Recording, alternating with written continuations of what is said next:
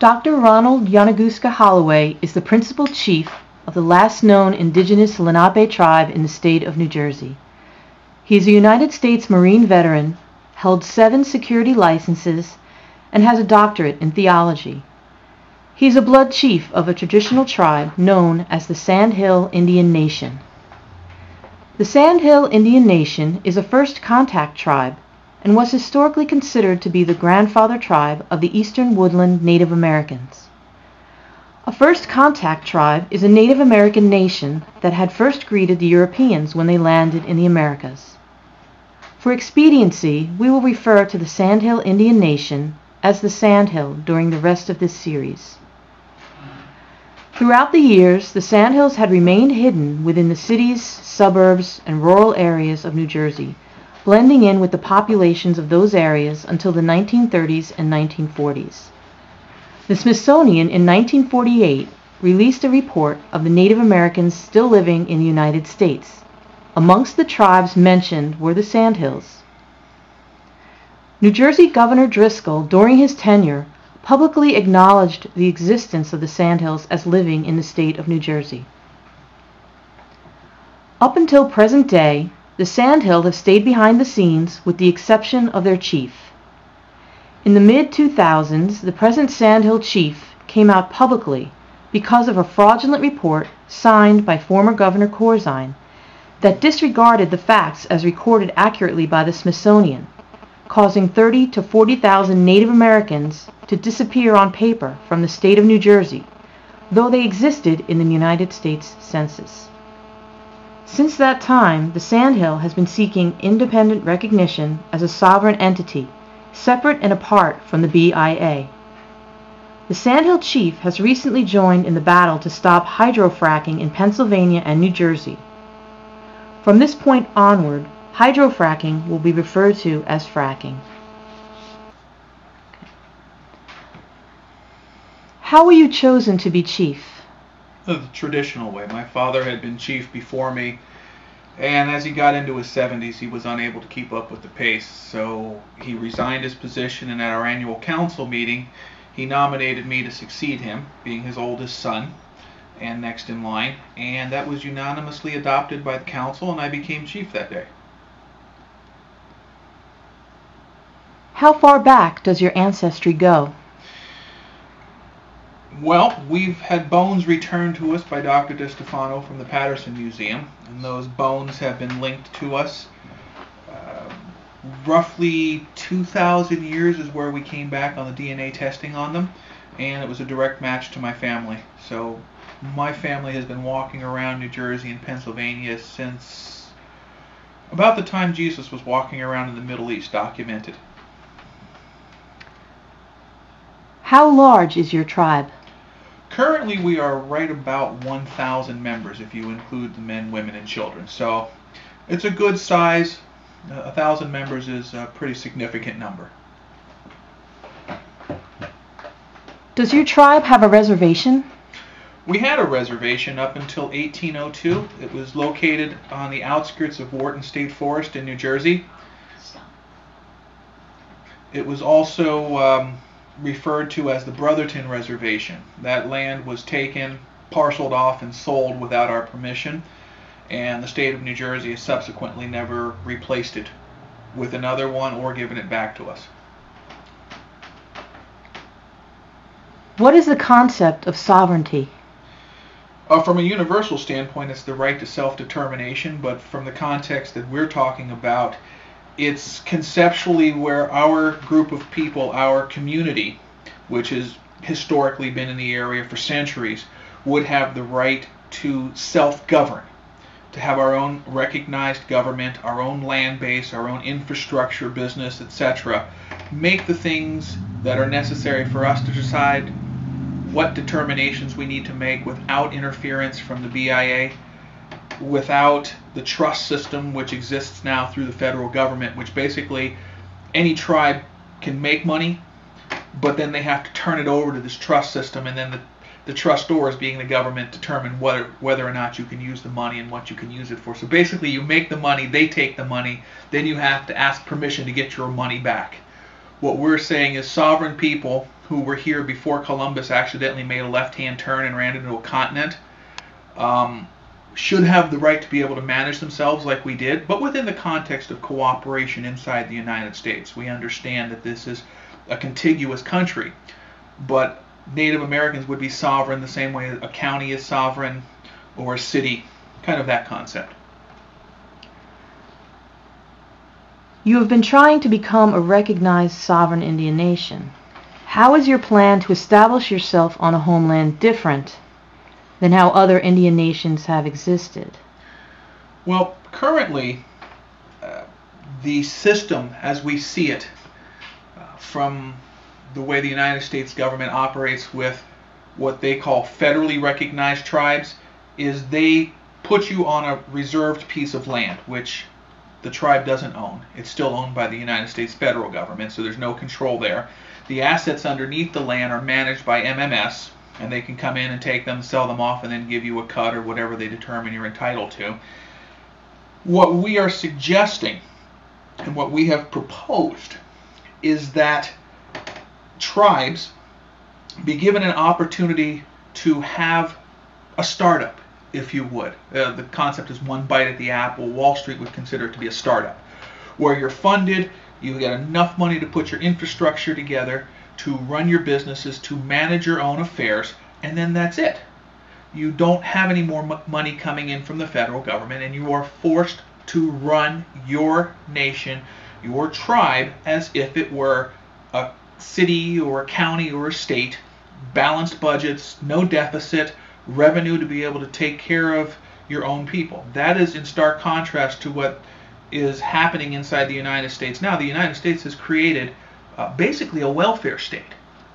You have individuals sitting on a reservation waiting for a check to come in, and that's morally wrong. It's wrong from a taxpayer standpoint because it puts an unnecessary burden on the taxpayers throughout the whole country. True sovereignty means true responsibility, the ability to run your affairs and step up and be sovereign. Are you involved with the United Nations? Yes, I have been for some years. I sit on an NGO committee, which is a non-governmental organization that is attached to the Indigenous Forum.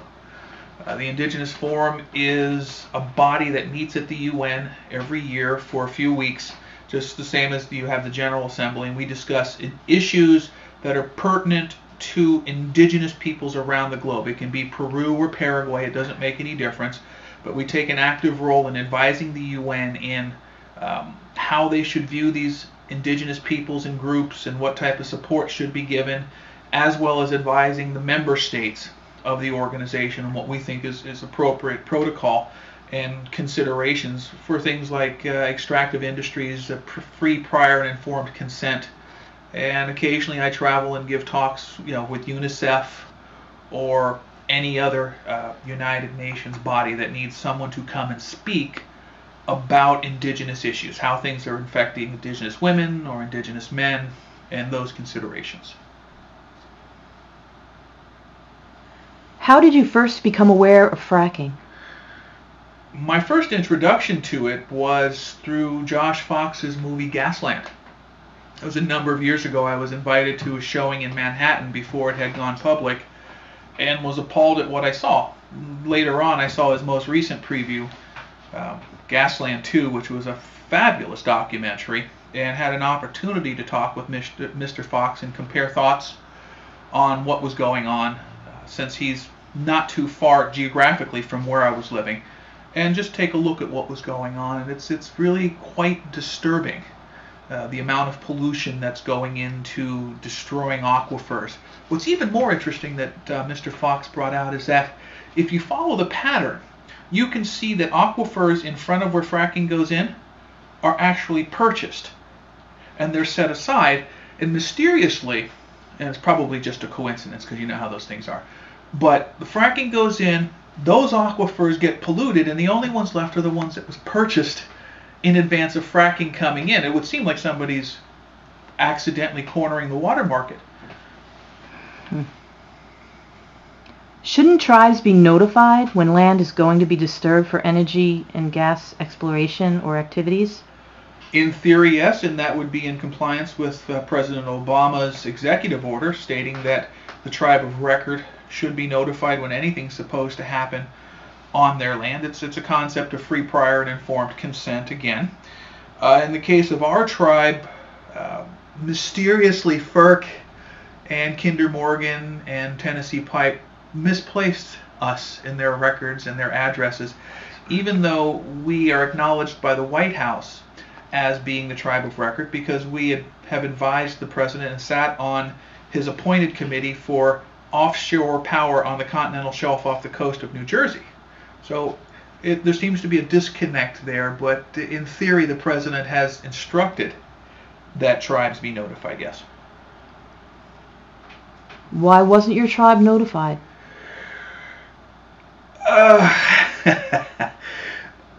Depending on who you talk to, they say it was a typo, they didn't get the memo. I find it very interesting that the White House has no problem getting correspondence to us, or the Department of the Interior, or the Department of Energy, who send us it. But mysteriously, Kinder Morgan, Tennessee Pipe, and FERC all of a sudden couldn't find our address to forward anything to us. So we'll blame the Postal Service, I guess. What is FERC?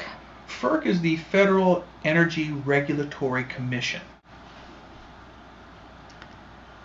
What waterways rights does your tribe have in New Jersey and Pennsylvania, and how did these rights come about? Well, all rights that Indian nations have as a whole have their basis in law, the law being treaty law, which all scholars agree treaty law supersedes constitutional law. Our treaties go back, being a first contact tribe naturally, we are the ones who dealt with the British government when they were here. So we have treaties going back, the Treaty of Easton, the Treaty of Fort Pitt, and you just can run down all the lists. We had agreements with the British government before the United States came into being. The most notable one being the Treaty of Fort Pitt, which was signed between the United States and the Delaware Nation. That gave the Delaware Nation a guarantee of a 14th state in the new fledgling country, with equality and senatorial representation. That treaty is still in effect and on the books. It has never successfully been able to be enforced because not too many years later, President Jackson, everybody remembers that famous case where the Cherokee won, and then he went, well, that's really nice, the Supreme Court can say what they want, let's see them enforce it. And he rounded up the Cherokees and most of the Delaware and then marched them off to Oklahoma, which was the Indian territories, and eventually then, mysteriously, all of a sudden became a state without the Indians being able to vote. So it's just a fascinating series of coincidences.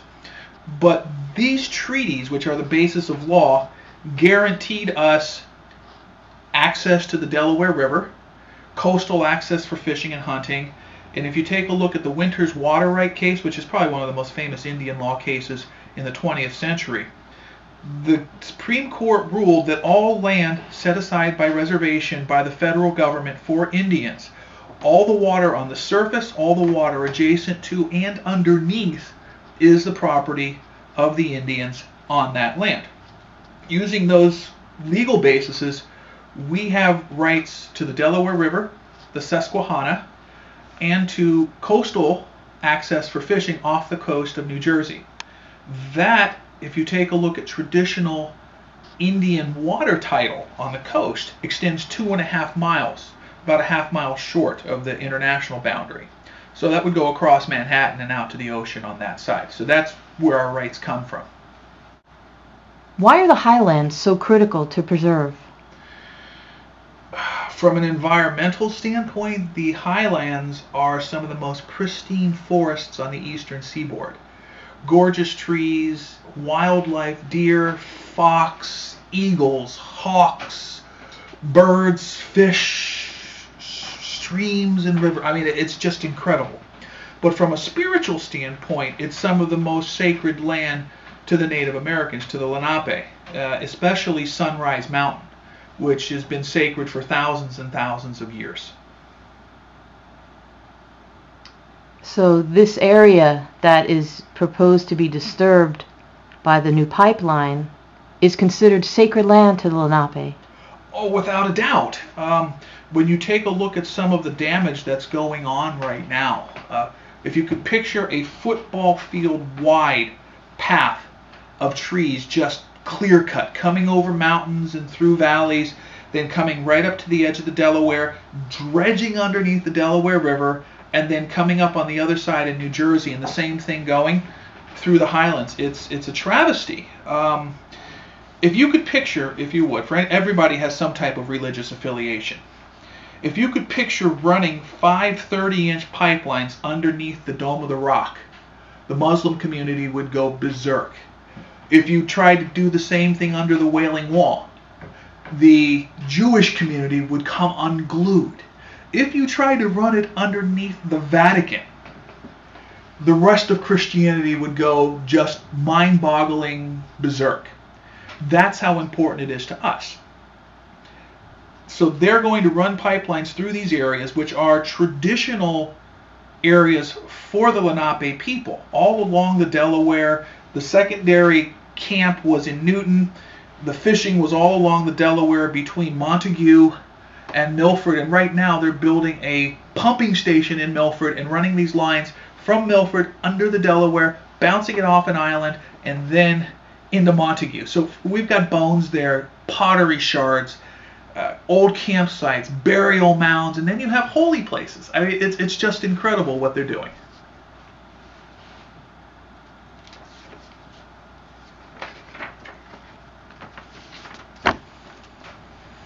Do you feel that your water rights in the states of New Jersey and Pennsylvania would interfere with the gas company's plan to build liquefied natural gas facilities and pipelines to export fracked gas overseas?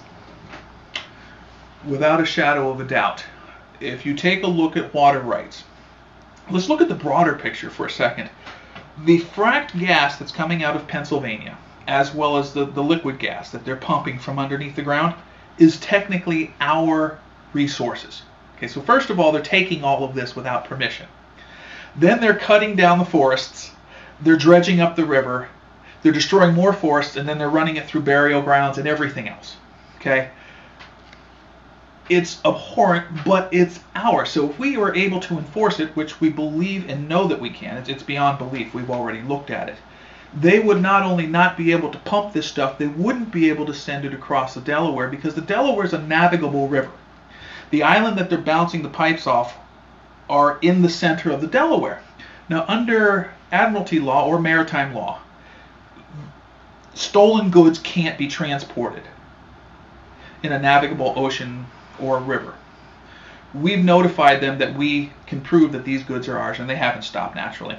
But to take it further, if you go across the mountain and through New Jersey like they're planning to the ironbound, they want to put this stuff on ships and ship it overseas. So now you have an international offense because you're shipping stolen goods. Traditionally, the oil companies have hidden behind their lobbyists and everybody else that they can get money into in the governmental corridors, we'll say. When you go after a case like this and you go under maritime law or admiralty law, the situation changes because you're dealing with an international offense. The United States is not a member that abides by the World Court, but they are a member that adheres to international trade and maritime law. So what's going to happen eventually is it's going to be a case that's heard in federal court but under admiralty law, because that is our river, our assets, and where they're shipping from is ours, and we can prove it by treaty. What steps have you taken to address the fracking threat and to stop the pipeline through the Highlands? Well, initially we went to federal court. We asked for an emergency injunction against continued digging and dredging and bulldozing and all the other things that they were doing.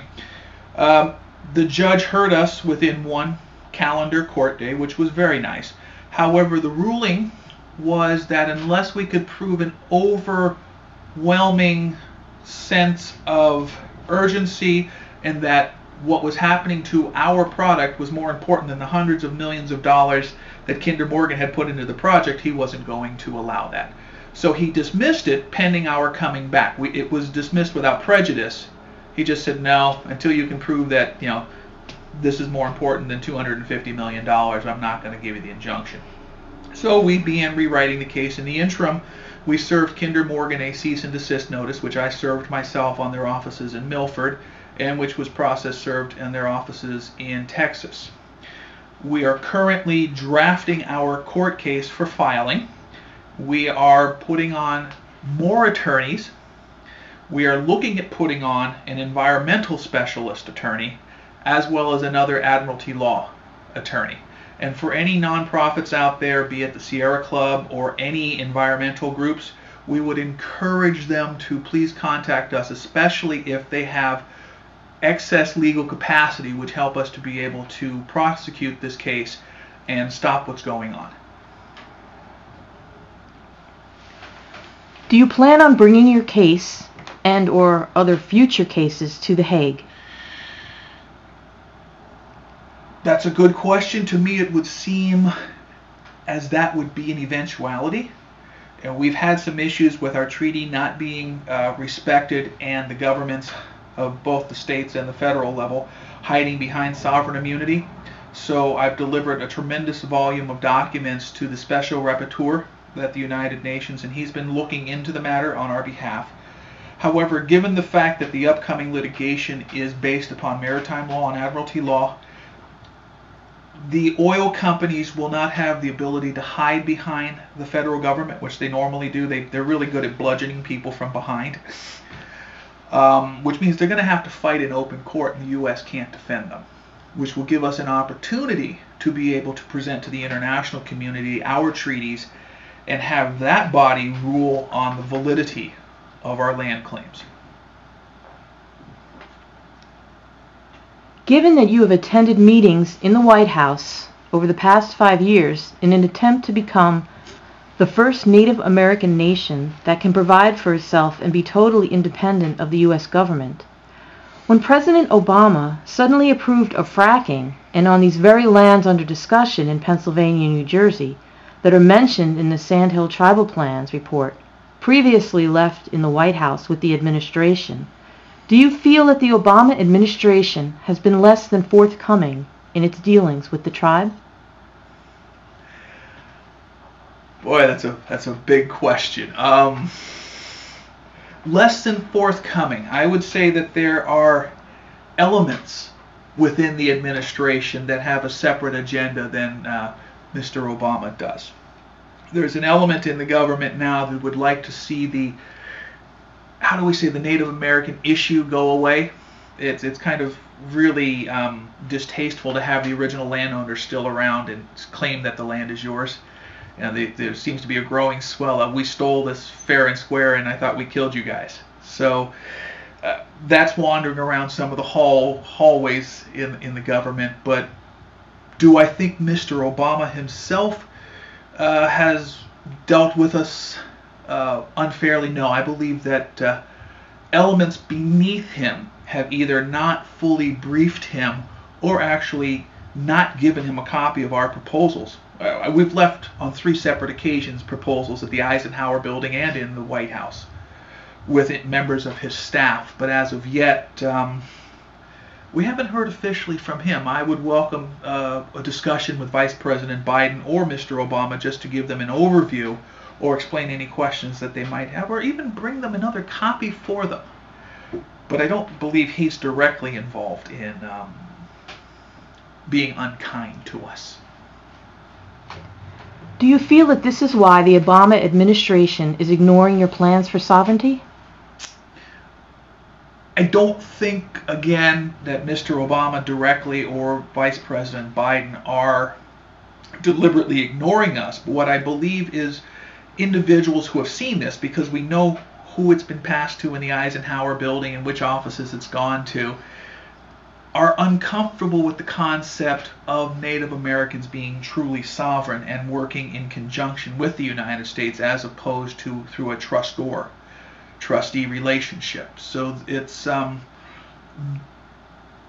whole concept of blood quantums, which everybody talks about, is to phase out Native Americans so that we legally don't exist. But the concept is flawed, because how can your first cousin not be related to you because you're a percentage off on blood quantum, it makes no sense. The traditional Indian view is if you have a drop of my blood, you are family. And in a lot of the nations, there's not even a word for cousin. You're just family.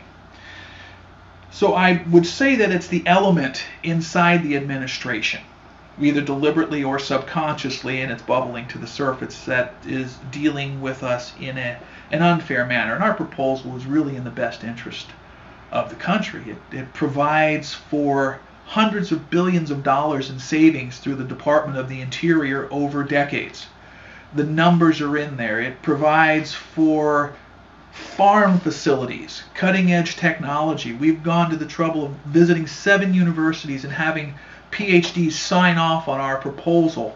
You know, aeroponics, hydroponics, cutting-edge technology that the U.S. desperately needs to feed its people. It's a national security issue, food security. It's a tax issue. If you can get a whole administrative department inside the federal government to not have to spend the money, then you don't have to raise taxes and you can balance the budget. How long have we been fighting over a balanced budget? If the Native American community develops infrastructure and puts jobs together and can run themselves and begins hiring people, then those people spend money.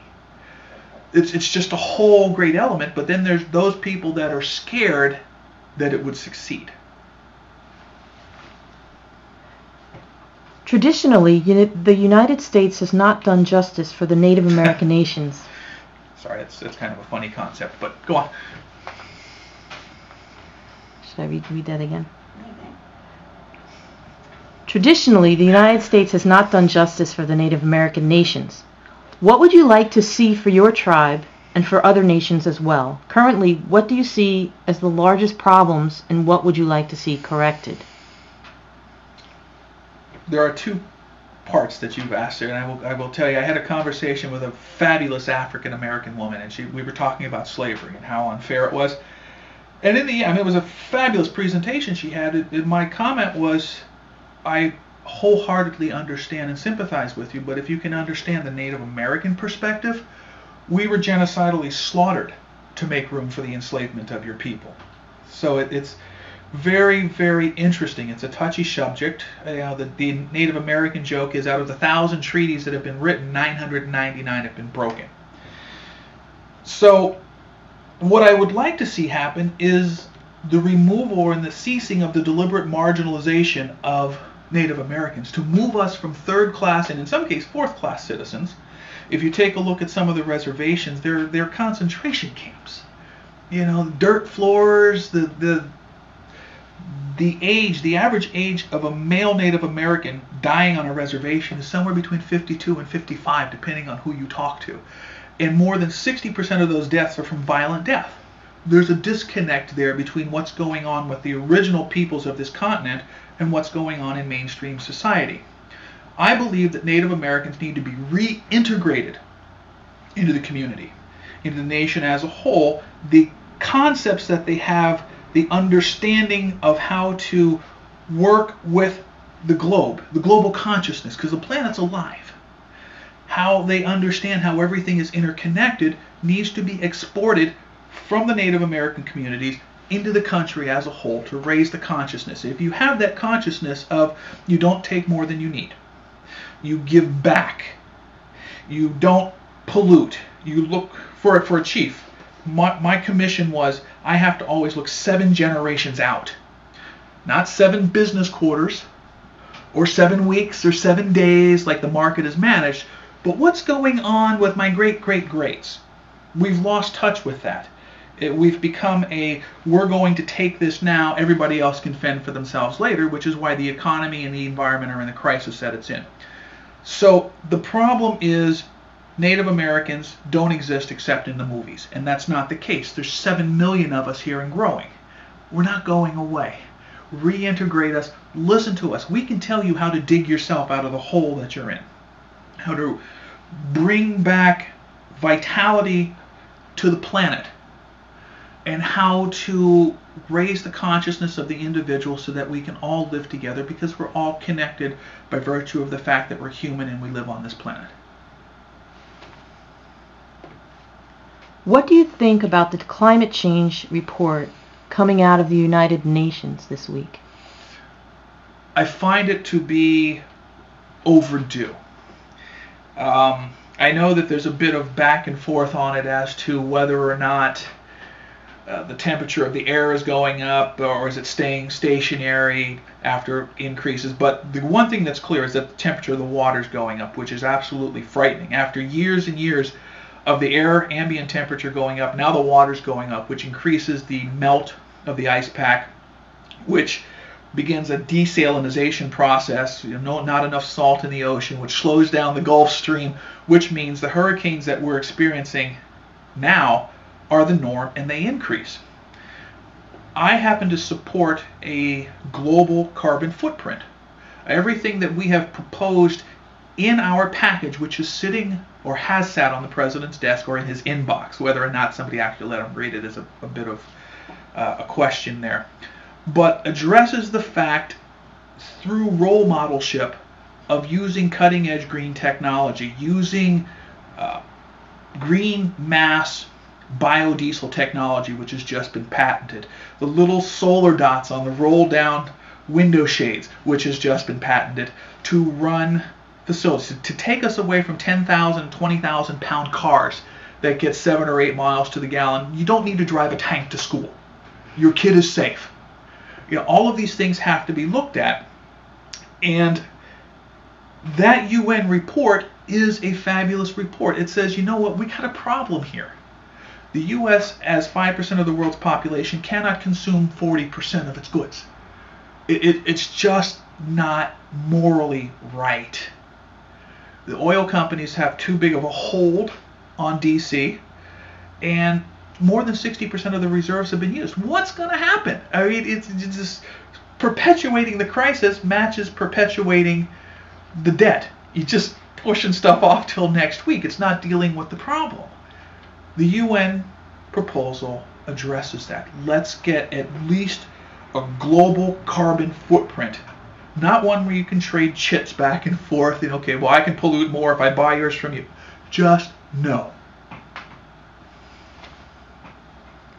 What final thoughts would you like to leave with us?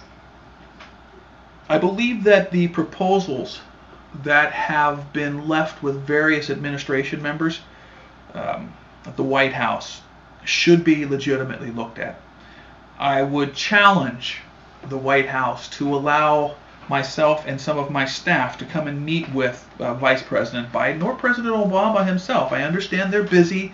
There's nuclear problems here and chemical warfare there, and there's a lot going on. However, an opportunity to bring together the latest technology with the minds coming out of the universities to make aeroponic and hydroponic facilities of a massive scale, bringing food close to where the people live, is a fabulous idea. It's a domestic security issue. It's an educational issue. It's a scientific issue. All of these things come together, and it's good for the future of the country. Let us come in and talk to somebody who really wants to listen. Let us show the numbers, and then let us show you how it can be done. That's the challenge that I would like to give to the administration. Thank you, Chief Holloway. Thank you.